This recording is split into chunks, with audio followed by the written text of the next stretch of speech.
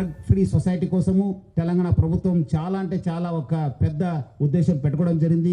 దానికి తగ్గట్టుగా Hyderabad city police కూడా నార్కోటిక్స్ అనేది ఒక టాప్ ప్రయారిటీ పెట్టుకోవడం జరిగింది. మనము ఆల్రెడీ మన దగ్గర హెచ్న్యూ అని చెప్పి ఒక వింగ్ ఉంది. గతంలో 322 కేసెస్ బుక్ చేస్తే ఈసారి 368 కేసెస్ని మనము కట్టడం జరిగింది. సో డ్రగ్స్ ఆల్మోస్ట్ 6.45 crores మనము వర్తున్న డ్రగ్స్ని మనము సీజ్ చేశాను. మనకు ఇప్పుడు 2 టీమ్స్ ఉన్నాము. వచ్చే సంవత్సరము దీన్ని జోనల్ వైజ్ కూడా టీమ్స్ పెట్టడం జరుగుతుంది. 7 టీమ్స్ పెట్టడం జరుగుతుంది. ఆల్రెడీ దాని దిశలు కూడా మనము కసరత్ చేయడం జరుగుతుంది.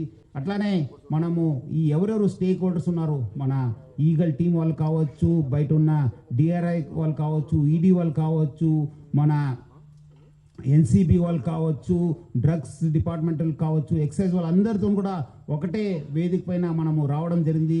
లాస్ట్ మంతే ఒక కోఆర్డినేషన్ మీటింగ్ కండక్ట్ చేశాను. మనము చాలా డీటెయిల్గా మన ఒక ఇంటెలిజెన్స్ కూడా ఎక్స్చేంజ్ చేసుకోవడానికి ఒక వేదికను కూడా మనము సిద్ధం చేసుకోవడం జరిగింది. సో వచ్చే రోజు ఈ ఇంటెలిజెన్స్ గ్యాదరింగ్ పైన డ్రగ్స్ ఎక్కడెక్కడి నుంచి వస్తున్నాం, ఎవరెవరు తీసుకుంటున్నారు, who are the main suppliers అనే పైన మనం ఆ నెట్వర్క్ని డిస్మాంటిల్ చేయడానికి హైదరాబాద్ సిటీ పోలీసు చాలా ఒక ప్లాన్ చేయడం జరుగుతుంది. వచ్చే రోజు మనకు దీనిపైన ఇంకా ఉక్కుపాదం మోపుతాను. నార్కోటిక్స్లో పట్టుకోవడం ఒక ఎత్తు అయితే మనము కేసు ఇన్వెస్టిగేట్ చేయడం కూడా ఒక పెద్ద సాహసము.